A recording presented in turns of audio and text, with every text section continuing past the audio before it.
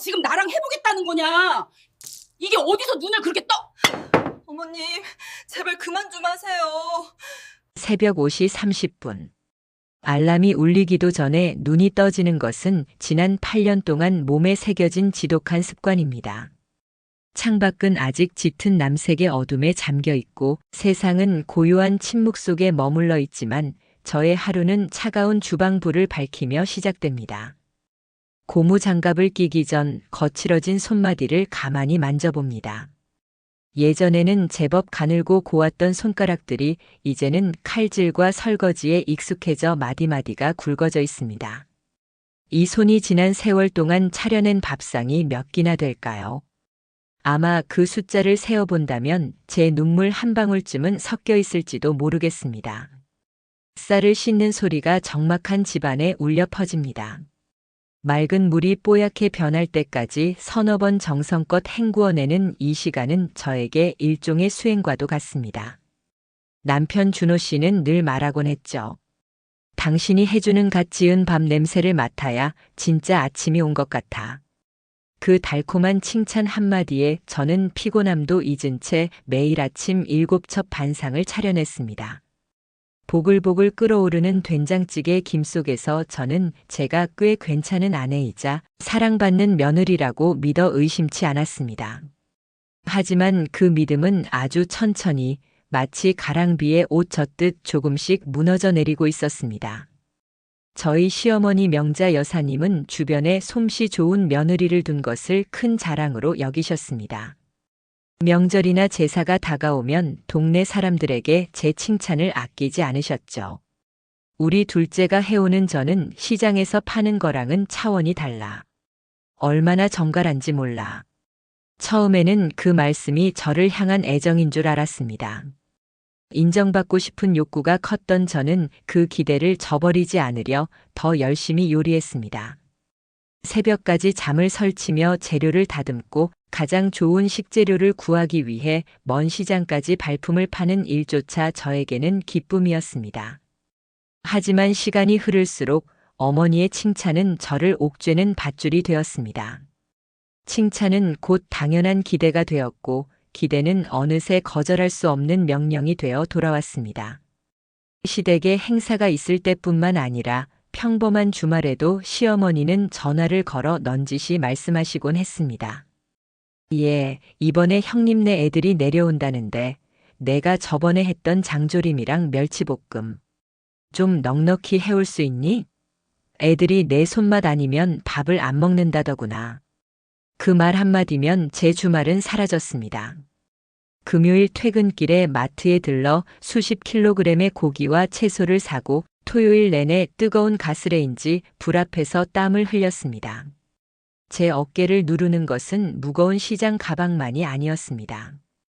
우리 올케는 참 착해. 우리 며느리는 손이. 정말 빨라 같은 가벼운 말들이 제 머릿속을 맴돌며 저를 부엌으로 떠밀었습니다. 정작 저 자신을 위한 휴식이나 제가 정말로 하고 싶었던 일들은 가족이라는 거대한 가치 아래 뒷전으로 밀려났습니다. 남편 준호 씨는 제 이런 고충을 전혀 알지 못했습니다. 아니, 어쩌면 모른 척하고 싶었는지도 모릅니다. 주방에서 땀을 뻘뻘 흘리며 전을 부치고 있을 때 남편은 거실 소파에 누워 TV를 보며 말하곤 했죠. 당신 요리하는 모습 보면 참 보기 좋아. 요리가 당신 적성인가 봐. 그 무심한 한마디에 제 마음 한구석은 차갑게 식어갔습니다. 적성이 아니라 책임감이었고 즐거움이 아니라 희생이었습니다. 하지만 저는 그 마음을 입 밖으로 꺼내지 못했습니다. 혹시라도 제가 불평을 하면 평화로운 집안 분위기를 망칠까봐, 제가 예민한 사람으로 비춰질까봐 늘 미소로 답하며 다시 칼을 잡았습니다. 특히 저를 힘들게 했던 것은 손이 동서인 혜진 형님이었습니다. 형님은 대기업에 다니며 늘 바쁜 일상을 보냈고 시어머니는 그런 딸 같은 며느리를 늘 안쓰러워하셨습니다. 혜진이는 밖에서 큰일 하느라 바쁘니까 살림 잘하는 내가 좀 도와주는 게 맞지. 어머니의 이 논리는 형님에게 아주 편리한 방패가 되었습니다. 형님은 저에게 전화를 걸어 미안한 기색 하나 없이 당당하게 요구했습니다. 올케, 나 이번 주에 시댁 어른들 모셔야 하는데 올케가 잡채랑 갈비찜 좀 해줄 수 있을까? 올케는 워낙 솜씨가 좋으니까 금방 하잖아. 나는 손이 느려서 엄두도 안 나네. 금방이라는 그 짧은 단어 속에 숨겨진 저의 수고를 그녀는 단 한 번도 상상해 본 적이 없을 것입니다. 잡채에 들어갈 채소를 하나하나 채 썰고 갈비에 핏물을 빼고 기름기를 걷어내는 그 지루하고 고단한 시간들을요. 형님은 제가 보낸 음식들을 예쁜 그릇에 옮겨 담아 마치 자신이 직접 한 것처럼 손님들에게 내놓았고 시어머니는 그 모습을 보며 흡족해 하셨습니다. 저는 그 연극에 보이지 않는 주인공이자 이름 없는 조연이었습니다. 명절이 끝날 때마다 제 손목은 시큰거리고 허리는 끊어질 듯 아팠지만 누구 하나 제 어깨를 다독여주며 고생 많았다고 진심으로 말해주는 이는 없었습니다.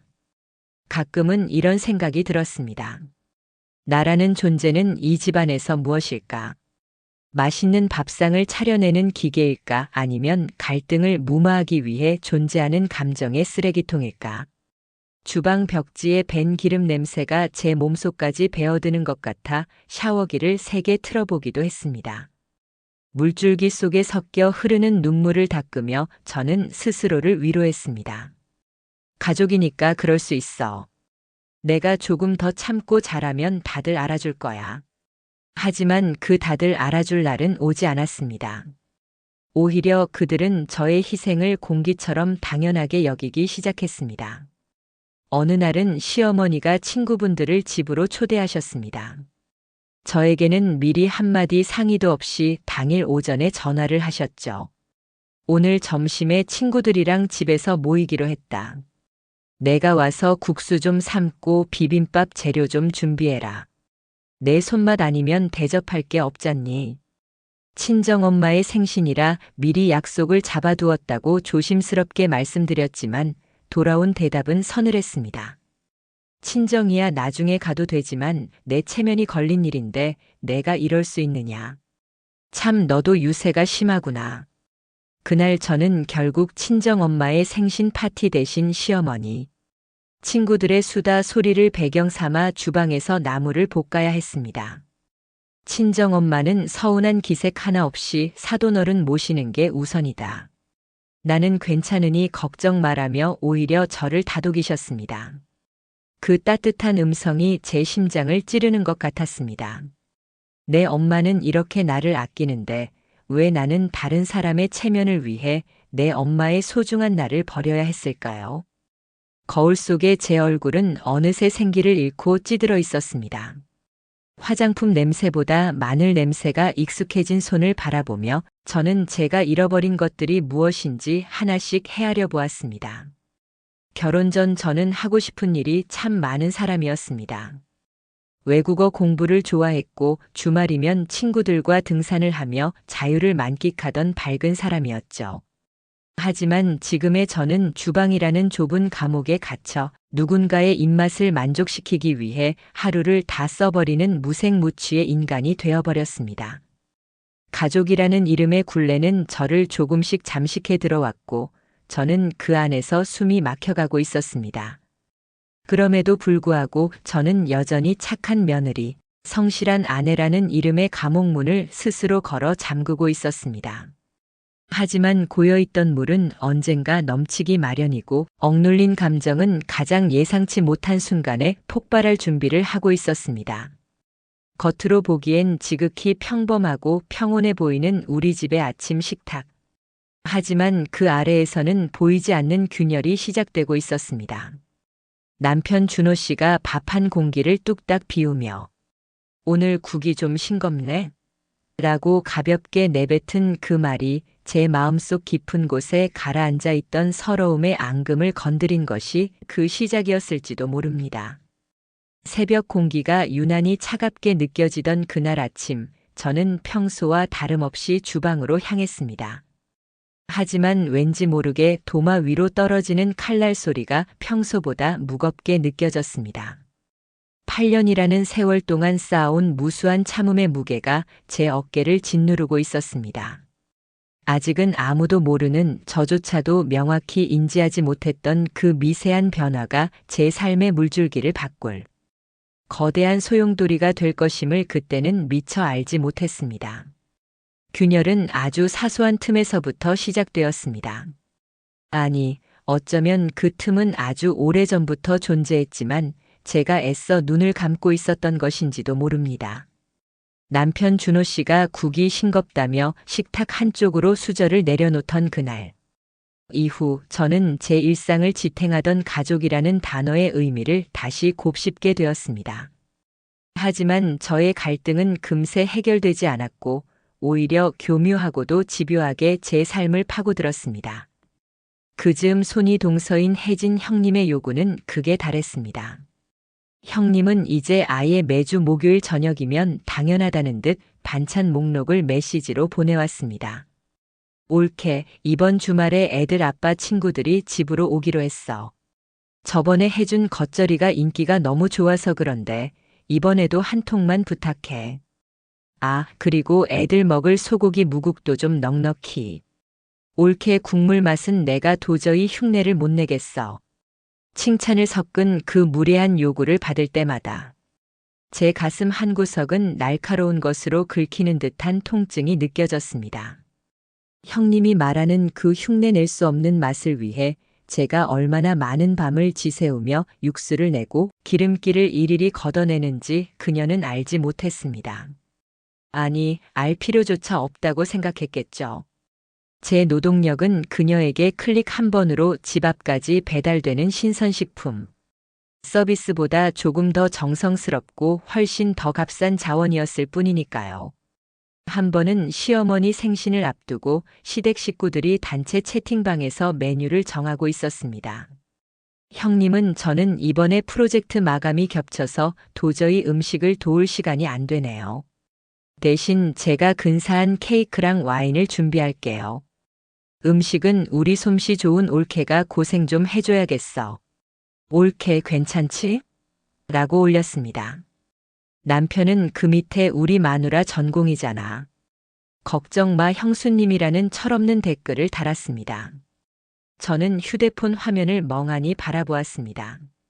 제 의사는 어디에도 없었습니다. 메뉴 선정부터 장보기, 조리까지 모든 무거운 짐은 제 어깨 위에 지워졌고 형님은 돈으로 살 수 있는 화려한 케이크 하나로 능력 있는 며느리의 자리를 선점했습니다. 그날 저는 퇴근 후 마트에 들러 카트 가득 식재료를 채웠습니다. 무거운 카트를 밀며 지나가는 사람들의 행복한 표정을 보는데 제 눈시울이 뜨거워졌습니다. 나는 지금 누구의 행복을 위해 이 무거운 짐을 밀고 있는 걸까? 생신 당일 주방은 지옥 같았습니다. 거실에서는 에어컨 바람 아래 시어머니와 형님, 아주버님이 하하호호 웃으며 과일을 먹고 있었습니다. 저는 기름 냄새와 뜨거운 열기 속에서 4시간째 전을 부치고 나물을 볶았습니다. 땀이 비오듯 쏟아져 앞머리가 이마에 달라붙고 앞치마는 기름때로 얼룩졌지만 거실에 있는 누구도 주방으로 고개를 내밀지 않았습니다. 마침내 상이 차려지고 식사가 시작되었을 때 형님은 자신이 가져온 와인을 따며 생색을 냈습니다. 어머니, 이거 정말 구하기 힘든 빈티지 와인이에요. 어머니 생신이라 제가 특별히 신경 썼어요. 시어머니는 환하게 웃으시며 형님의 손을 잡으셨습니다. 역시 우리 큰애는 안목이 높아.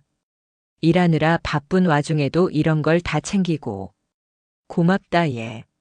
반면 제가 차려낸 음식들에 대해서는 한마디 품평이 이어졌습니다. 얘, 잡채가 좀 불었구나. 당면을 너무 오래 삶은 거 아니니? 시어머니의 그 한마디에 제 가슴은 무너져 내렸습니다. 4시간을 불 앞에서 버틴 제 노력은 분 잡채 한마디에 부정당했습니다. 남편은 눈치도 없이 그래도 고기 많이 들어가서 맛있네라며 우걱우걱 밥을 먹었습니다. 그날 저는 식탁 구석에 앉아 제가 만든 음식에는 손도 대지 못한 채 맹물만 들이켰습니다. 제가 정성껏 요리한 그 화려한 음식들이 저에게는 세상에서 가장 쓴 약처럼 느껴졌습니다. 갈등은 집안 내부에서만 일어나는 게 아니었습니다. 어느 날은 시어머니가 제 허락도 없이 이웃집 아주머니들에게 제 자랑을 하셨다며 전화를 하셨습니다. 예, 내가 우리 앞집 순이 엄마한테 내가 담근 파김치 좀 맛보여줬더니 세상에 그렇게 맛있다고 난리가 났다. 그래서 내가 이번에 담글 때 한 통 더 담가서 주겠다고 약속했으니 이번 주에 올 때 꼭 좀 해오너라. 그 말을 듣는 순간 제 인내심의 퓨즈가 타 들어가는 소리가 들리는 듯 했습니다. 어머니, 제가 이번 주엔 회사 일이 너무 많아서 힘들 것 같아요. 파김치가 손이 얼마나 많이 가는지 아시잖아요. 제 조심스러운 거절에 시어머니의 목소리는 순식간에 차가워졌습니다. 너 고작 김치 한 통 가지고 심이한테 유세를 부리는 거냐? 내가 남한테 한 약속인데 너 하나 힘들다고 나를 거짓말쟁이로 만들어. 참 너도 갈수록 영악해지는구나. 결국 저는 그 주 금요일 밤 눈을 비벼가며 쪽파 3단을 다듬었습니다. 눈은 맵고 손끝은 아렸습니다. 쪽파를 하나하나 까면서 제 인생도 이렇게 껍질만 벗겨지다 사라지는 것은 아닐까 하는 허무함이 밀려왔습니다. 다 담근 파김치를 통에 담으며 저는 결심했습니다. 이게 마지막이다. 다시는 내 마음을 깎아서 남의 체면을 세워주는 일은 하지 않겠다. 하지만 그 결심은 다음 날 아침 남편의 무심한 말 한마디에 다시 무너졌습니다. 당신 어차피 하는 김에 조금 더 하는 게 뭐가 그렇게 힘들어? 엄마가 부탁하는 건데 좀 기분 좋게 들어주지. 가족이라는 이름으로 자행되는 이 교묘한 착취는 저를 서서히 피폐하게 만들었습니다. 형님은 이제 제가 해주는 반찬을 자신의 지인들에게 선물하기까지 했습니다. 우리 동서가 손맛이 좋아서 내가 좀 챙겨왔어라며 제 노동의 결과물을 자신의 인맥관리용 도구로 사용하는 형님을 보며 저는 제가 그들에게 어떤 존재인지 확실히 알게 되었습니다. 저는 가족이 아니라 유지비가 들지 않는 아주 고성능의 가사 로봇이었습니다. 그러던 중 제 마음에 큰 파장을 일으킨 사건이 발생했습니다. 제 친정어머니가 평소 앓으시던 고혈압으로 쓰러지셨다는 연락을 받은 날이었습니다. 다행히 큰 고비는 넘기셨지만 당분간 병원에 입원하셔야 하는 상황이었죠. 저는 제정신이 아닌 상태로 가방을 싸고 있었습니다. 그런데 그때 형님에게서 메시지가 왔습니다. 올케, 나 이번 주에 남편 회사 부부 동반 모임 우리 집에서 하기로 했어. 저번에 해준 갈비찜이랑 모듬전, 이번엔 넉넉히 20인분 정도 가능할까? 재료비는 넉넉히 보낼게. 저는 떨리는 손으로 답장을 보냈습니다. 형님, 저희 엄마가 지금 쓰러지셔서 병원에 계세요. 이번엔 정말 못해드려요. 곧이어 답장이 왔습니다. 어머, 사돈어른이? 많이 편찮으신 거야? 그래도 20인분이면 금방 하잖아. 올케가 안 해주면 나 진짜 망신당해. 잠깐만 짬내서 해주고 병원 가면 안 될까? 그 메시지를 읽는 순간 제 안에서 무언가 거대한 것이 무너져 내렸습니다. 잠깐만 짬내서라는 그 말이 제 영혼을 난도질했습니다. 내 엄마가 병원에서 사경을 헤매고 있는데 그녀는 자신의 체면을 위해 갈비찜 20인분을 걱정하고 있었습니다. 남편에게 이 사실을 알렸을 때 그의 반응은 저를 더 절망케 했습니다. 형수님도 급하니까 그러시겠지. 당신이 너무 예민하게 받아들이는 거 아니야? 엄마는 내가 퇴근하고 가볼 테니까 당신은 일단 형수님 일 좀 도와줘. 저는 남편의 얼굴을 멍하니 바라보았습니다. 8년을 함께 산 이 남자가 정녕 제가 사랑했던 사람이 맞는지 의심스러웠습니다. 남편의 눈에는 제 슬픔보다 자신의 가족이 겪을 사소한 불편함이 더 크게 보였던 것입니다. 저는 대답 대신 짐가방을 들고 집을 나섰습니다. 등 뒤에서 남편이 어디가? 형수님 일은 어떡하고? 라고 소리쳤지만 저는 돌아보지 않았습니다. 병원으로 향하는 택시 안에서 저는 창밖을 바라보았습니다. 화려한 도시의 불빛들이 제 눈물에 번져 일그러졌습니다. 그동안 제가 차려냈던 수천 번의 밥상들이 주마등처럼 스쳐 지나갔습니다. 남의 입맛을 맞추기 위해 제 혀를 마비시키고 남의 칭찬을 얻기 위해 제 몸을 혹사했던 그 미련한 세월들이 사무치게 후회되었습니다. 병실에 도착해 야윈 친정엄마의 손을 잡았을 때 저는 비로소 깨달았습니다. 제가 지켜야 할 식탁은 시댁의 화려한 연회석이 아니라 지치고 병든 내 엄마의 곁, 그리고 상처받은 제 마음의 작은 탁자였다는 것을요. 어머니는 의식을 회복하시고 저를 보자마자 사돈댁엔 별일 없느냐, 며느리가 이렇게 오래 비우면 안 되는데, 라며 제 걱정부터 하셨습니다. 그 소박하고 따뜻한 걱정이 저를 더 아프게 했습니다. 내 엄마는 평생을 이렇게 남을 먼저 배려하며 사셨는데 그 결과가 이 차가운 병실이라니. 저는 엄마의 손을 꼭 잡고 다짐했습니다.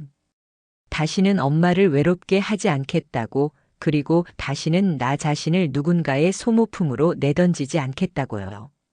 하지만 시댁 식구들은 저의 이 처절한 슬픔을 전혀 이해하지 못했습니다.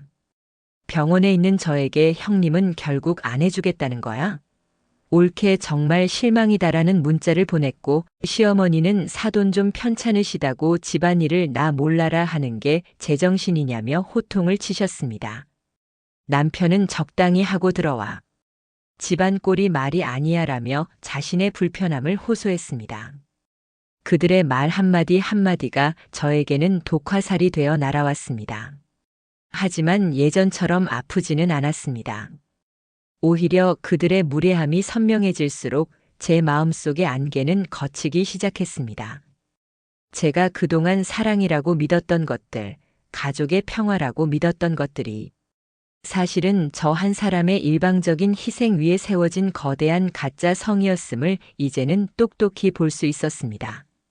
병원 지하 주차장에서 남편을 만난 날, 그는 제 손을 잡으며 달래듯 말했습니다. 이제 장모님도 괜찮아지셨으니까 내일은 집에 가자. 엄마도 화 많이 나셨어. 당신이 가서 맛있는 거 좀 해드리고 풀어드려. 저는 남편의 손을 천천히 떼어냈습니다. 그리고 그의 눈을 똑바로 응시했습니다. 그의 눈동자 속에는 여전히 내 비위를 맞춰줄 아내를 기대하는 안일함만이 가득했습니다. 저는 입을 열었습니다. 제 목소리는 평소보다 낮았지만 그 어느 때보다 단단했습니다. 준호 씨, 당신 가족들에게 전해. 이제 윤서희라는 이름의 반찬 가게는 폐업했다고. 그리고 나 이제 당신 집으로 안 돌아가. 남편의 눈이 휘둥그레졌습니다. 무슨 소리야? 고작 반찬 좀 해달라고 한 것 가지고 이혼이라도 하겠다는 거야? 고작 반찬. 그가 내뱉은 그 단어가 8년의 세월을 비웃고 있었습니다. 저는 대답하지 않았습니다. 더 이상의 설명은 의미가 없었습니다. 제 안의 균열은 이미 거대한 절벽이 되어 그들과 저 사이를 가로막고 있었습니다. 저는 다시 엄마의 병실로 향했습니다. 제 발걸음은 가벼웠지만 제 심장은 뜨겁게 요동치고 있었습니다. 8년간 억눌려왔던 자아가 기지개를 켜며 제 안에서 소리치고 있었습니다. 이제는 너를 위해 요리해. 이제는 너를 위해 살아. 어두운 병원 복도를 걸어가며 저는 창문에 비친 제 모습을 보았습니다. 초췌하지만 눈빛만큼은 어느 때보다 형형하게 빛나고 있었습니다. 이제는 돌아갈 수 없는 길을 선택했다는 두려움보다 드디어 나를 가두던 감옥문을 부수고 나왔다는 해방감이 온몸을 감쌌습니다. 그동안 제가 쏟았던 모든 정성이 차갑게 식어버린 느낌이었지만 그 빈자리에는 오직 저 자신만을 위한 새로운 온기가 차오르기 시작했습니다. 병원 복도의 차가운 정적이 제 가슴 안으로 스며들었습니다. 하지만 그 한기는 예전처럼 시리지가 않았습니다. 오히려 뜨거웠던 분노를 식혀주고 안개처럼 뿌옇던 제 시야를 맑게 깨워주는 청량한 냉기였습니다. 병실 안에서 고르게 숨을 쉬고 있는 엄마의 얼굴을 보며 저는 결심했습니다. 이제는 누군가의 입맛에 맞춰진 간이 아니라 제 삶의 진짜 맛을 찾아야겠다고 말입니다. 그날 밤 저는 병실 간이 침대에 누워 휴대폰에 저장된 모든 사진첩을 열어보았습니다. 8년의 세월이 그 안에 있었습니다. 그런데 이상하게도 제 셀카나 제 웃는 얼굴은 거의 보이지 않았습니다. 대신 그 자리를 채우고 있는 것은 형형색색의 정갈하게 담긴 밑반찬 시댁. 식구들이 모여 앉아 먹음직스럽게 갈비를 뜯는 모습들이었습니다. 저는 마치 유령처럼 그들의 식탁을 완성해주고는 정작 사진 밖으로 밀려나 있었습니다. 그것이 제 결혼 생활의 민낯이었습니다. 다음 날 아침 남편에게서 수십 통의 부재중 전화와 메시지가 와 있었습니다. 서희야, 너 정말 왜 이래? 엄마가 혈압 올라서 쓰러지기 일보 직전이야. 형수님도 어제 모임 망쳐서 아주버님이랑 대판 싸웠대. 제발 적당히 하고 돌아와서 사과해. 너 지금 어디야? 장모님 퇴원하시면 바로 집으로 오는 거다. 알았어? 남편의 메시지 어디에도 제 안부를 묻거나 엄마의 차도를 걱정하는 말은 없었습니다. 오직 자신의 가족들이 겪고 있는 불편함과 체면 손상에 대한 원망뿐이었습니다. 저는 남편의 번호를 차단했습니다.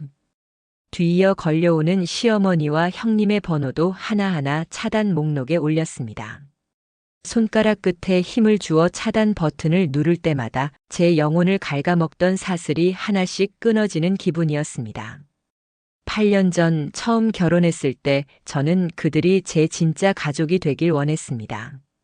그래서 제 정성을 다했고 제 진심을 쏟았습니다. 하지만 그들은 제 진심을 권리로 여겼고 제 수고를 공짜 노동력으로 취급했습니다.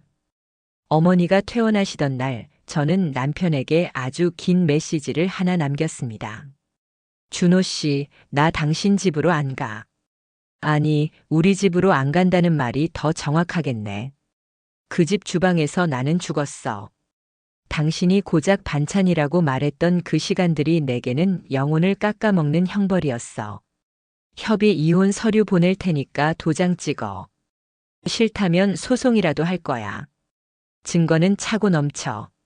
그동안 내가 시댁과 형님네 보낸 반찬 목록, 들어간 식재료비 영수증, 그리고 당신들이 나에게 보낸 무례한 요구들 다 모아뒀어. 메시지를 보내고 나니 손끝이 파르르 떨렸습니다. 하지만 후회는 없었습니다. 어머니를 모시고 친정집으로 돌아온 첫날, 저는 주방으로 향했습니다. 시댁을 위한 20인분 갈비찜이 아니라 기운 없는 엄마를 위한 부드러운 전복죽 한 그릇을 끓이기 위해서였습니다. 쌀을 불리고 전복을 얇게 썰어 참기름에 볶는 동안 제 마음에는 묘한 평화가 찾아왔습니다. 누군가에게 평가받기 위해서가 아니라 내가 사랑하는 사람의 건강을 위해 정성을 들이는 행위. 이것이 본래 요리의 본질이었음을 저는 너무 오랫동안 잊고 살았습니다. 며칠 뒤 집으로 남편이 들이닥쳤습니다. 그는 분노와 당혹감이 뒤섞인 얼굴로 소리를 질렀습니다. 윤서희, 너 정말 미쳤어? 이혼 서류라니. 이게 지금 제정신으로 하는 짓이야? 저는 엄마가 놀라지 않게 방문을 닫고 거실로 나갔습니다. 그리고 남편을 똑바로 바라보았습니다. 예전 같으면 그의 환한 얼굴에 겁을 먹고 뒤로 물러섰겠지만 이제는 그가 한없이 작고 불쌍해 보였습니다. 타인의 노동 없이는 자신의 삶조차 제대로 꾸리지 못하는 나약한 인간일 뿐이었으니까요. 제정신이야. 그 어느 때보다 맑은 정신이지. 준호 씨, 당신은 내가 이 집에서 왜 나갔는지 아직도 모르지. 당신 가족들이 나를 반찬 가게 사장보다 못하게 대할 때 당신은 한 번도 나를 방어해주지 않았어. 오히려 당신이 제일 앞장서서 나를 부엌으로 등 떠밀었지. 내가 아플 때도 우리 엄마가 쓰러졌을 때도 당신은 형수의 캠핑 반찬이랑 어머니 체면이 더 중요했어. 그런 당신이랑 무슨 가족으로 살아? 남편은 씩씩거리며 말을 더듬었습니다. 그건 당신이 워낙 잘하니까 부탁한 거지. 가족끼리 좀 도와달라는 게 그렇게 죽을 죄야? 당신 참 무섭다.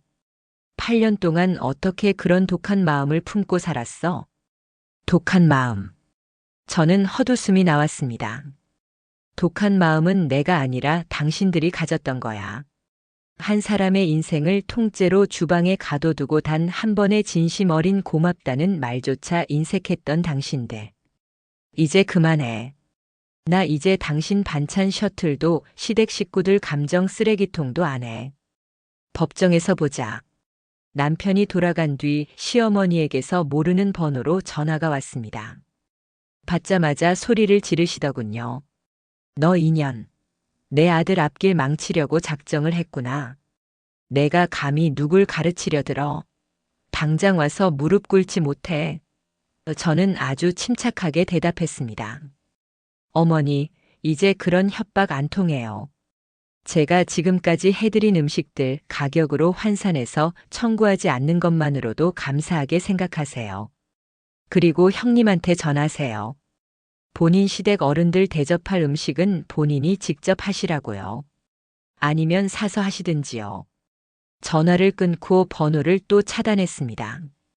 심장이 두근거렸지만 그것은 두려움이 아니라 일종의 전율이었습니다. 제 인생의 주도권을 제가 쥐고 있다는 감각. 그것이 이렇게 짜릿한 것인지 예전에는 미처 알지 못했습니다. 형님에게서도 장문의 문자가 왔습니다. 본인이 얼마나 저를 아꼈는지, 본인이 준 핸드크림과 선물들이 얼마나 비싼 것들이었는지를 나열하며 제가 은혜를 모른다고 비난하더군요. 저는 답장 대신 그 문자들을 모두 캡처해서 증거 폴더에 담았습니다. 그들은 끝까지 저를 미친 여자 혹은 갑자기 변한 배은망덕한 며느리로 몰아갔습니다. 하지만 상관없었습니다. 그들이 저를 어떻게 정의하든 저는 이제 그들의 정의 안에 살지 않기로 했으니까요. 저는 짐을 정리하다가 결혼할 때 가져갔던 낡은 앞치마를 발견했습니다. 기름때와 세월의 흔적이 고스란히 묻어있는 그 앞치마를 저는 미련 없이 쓰레기통에 던져 넣었습니다. 그리고 저를 위해 아주 예쁘고 화사한 새 앞치마를 샀습니다. 이후의 과정은 결코 쉽지 않았습니다. 남편은 이혼을 거부하며 괴롭혔고 시댁 식구들은 친척들에게 제 험담을 퍼뜨렸습니다. 하지만 저는 흔들리지 않았습니다. 변호사를 선임하고 차근차근 절차를 밟아 나갔습니다. 제가 그동안 기록해둔 일기장, 시댁 단톡방의 강압적인 대화들, 제 노동력을 착취당한 객관적인 증거들이 저의 강력한 무기가 되었습니다. 그들은 제가 그저 착하기만 한 바보인 줄 알았겠지만 상처받은 사람은 스스로를 지키기 위해 누구보다 단단해질 수 있다는 사실을 간과한 것이죠. 어느 날 오후 텅 빈 거실에서 혼자 밥을 먹다가 문득 깨달았습니다. 제가 먹고 있는 이 밥이 세상에서 가장 맛있는 밥이라는 것을요. 간이 조금 싱거우면 어떻고 모양이 조금 흐트러지면 어떤가요? 누구의 눈치도 보지 않고 누구의 평가도 기다리지 않으며 오직 제 허기를 채우고 제 마음을 달래기 위해 차려진 소박한 밥상. 저는 밥 한 숟가락을 입에 넣고 오래도록 씹었습니다. 쌀의 단맛이 혀끝을 맴돌 때 제 뺨 위로 뜨거운 눈물이 한 방울 떨어졌습니다. 슬퍼서 흘리는 눈물이 아니었습니다. 드디어 저 자신을 만났다는 안도감의 눈물이었습니다. 저는 이제 주방에 서는 것이 두렵지 않습니다. 하지만 예전처럼 누군가를 위해 무조건적으로 자신을 깎아내지는 않을 것입니다. 주방은 이제 저를 속박하는 감옥이 아니라 저를 치유하고 에너지를 얻는 창조의 공간이 되었습니다. 저는 조금씩 기운을 차리는 엄마를 위해 제철 나물을 무치고 저를 위해 정갈한 파스타를 만듭니다. 불의 온도를 조절하고 재료의 맛을 살리는 그 과정 속에서 저는 제 인생의 온도 또한 스스로 조절하는 법을 배워가고 있습니다. 긴 싸움이 될 것입니다.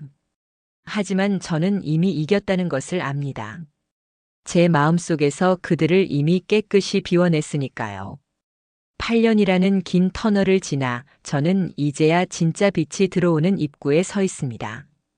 뒤를 돌아보면 무수한 연기 속에서 고통받던 제 그림자가 보이지만 이제는 그 그림자를 다독이며 앞으로 나아갈 수 있습니다. 저는 더 이상 이름 없는 며느리나 소리 없는 아내가 아닙니다. 저는 제 삶의 유일한 주인이자 저만을 위한 완벽한 레시피를 가진 윤서희입니다.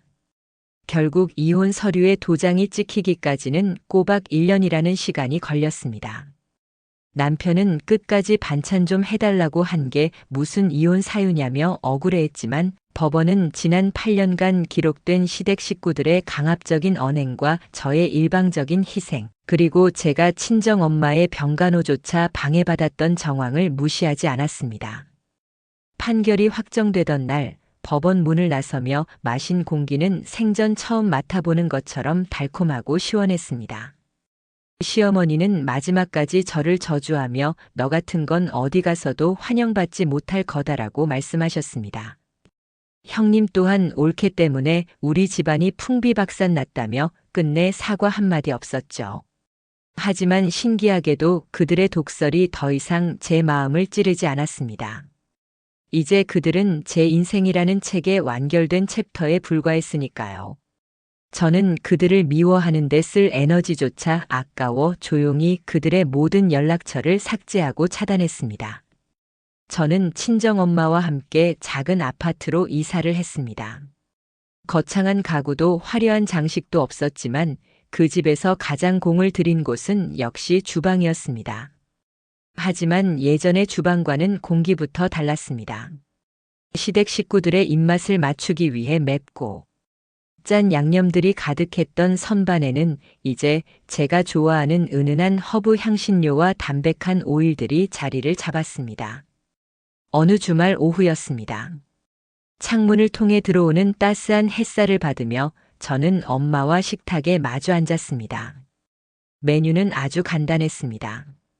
갓 지은 냄비밥에 시장에서 사온 싱싱한 채소로 가볍게 무친 나물 2가지, 그리고 엄마가 제일 좋아하시는 맑은 콩나물국이 전부였죠.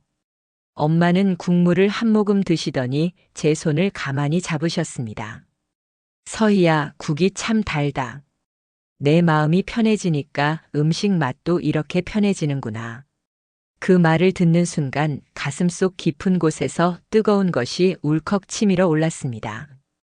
8년 동안 시댁 식구들에게 그 수천 번의 진수성찬을 대접하면서도 단 한 번도 느껴보지 못한 충만함이었습니다.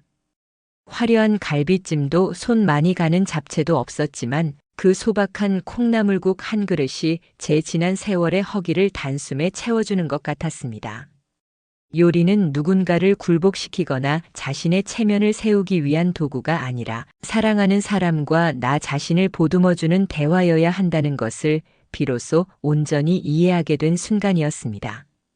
저는 요즘 작은 요리 교실을 운영하고 있습니다. 거창한 레시피를 가르치는 곳은 아닙니다. 나를 위한 한 끼라는 이름으로 일상에 지친 사람들이 자신을 위해 정성껏 식탁을 차리는 법을 함께 나누는 곳입니다. 수강생 중에는 예전에 저처럼 가족들의 뒤치다꺼리에 지쳐 자신의 입맛조차 잊어버린 분들이 많습니다. 저는 그분들에게 채소를 써는 법보다 채소를 썰며 자신의 마음을 들여다보는 법을 먼저 이야기합니다. 간이 조금 틀려도 괜찮아요. 모양이 예쁘지 않아도 괜찮습니다. 오늘 이 식탁의 주인은 당신이니까요. 가끔은 남편 준호 씨에 대한 소식이 들려오기도 합니다. 제가 나간 뒤로 시댁은 예상대로 엉망이 되었다고 하더군요. 형님은 매번 음식을 사다 나르느라 카드값이 감당 안 된다며 시어머니와 싸우고 남편은 배달 음식에 질려 건강이 나빠졌다는 소문이었습니다. 하지만 그런 이야기를 들어도 통쾌하거나 고소하지 않았습니다. 그저 그들도 그들만의 맛을 찾아가느라 고생이 많겠구나 하는 아주 먼 타인의 소식처럼 느껴질 뿐이었습니다. 저는 이제 더 이상 착한 며느리도 희생적인 아내도 아닙니다. 대신 저는 제 입맛을 정확히 알고 제가 언제 행복한지 알고 싫은 것은 싫다고 말할 줄 아는 단단한 여자가 되었습니다. 주방에서 보낸 8년의 시간은 제 인생의 손실이 아니었습니다. 그 시간을 통해 저는 나라는 사람을 지키는 법을 배웠고, 진정한 가족의 의미는 서로의 노동을 착취하는 것이 아니라 서로의 수고를 귀하게 여기는 것임을 깨달았습니다. 어둠이 내린 저녁, 저는 저만을 위한 작은 촛불을 켭니다. 은은한 향기와 함께 오늘 하루 고생한 저 자신에게 따뜻한 차 한 잔을 대접합니다. 거울 속에 저는 예전보다 눈가에 잔주름이 조금 늘었을지 모르지만 그 눈빛만은 세상 그 무엇보다 맑고 투명합니다.